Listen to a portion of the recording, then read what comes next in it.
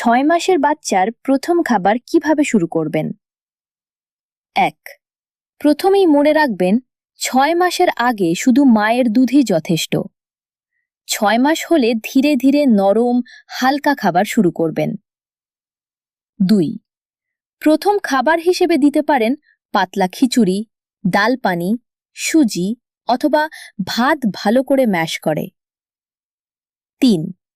খাবার হবে একদম নরম ও পাতলা, যাতে বাচ্চা সহজে খেতে পারে। ৪. প্রথমে দিনে একবার 2 থেকে 3 চামচ দিয়ে শুরু করুন, তারপর ধীরে ধীরে পরিমাণ বাড়ান। ৫. নতুন খাবার দিলে 3 দিন পর্যবেক্ষণ করুন, কোনো অ্যালার্জি হচ্ছে কিনা খেয়াল রাখুন। ৬.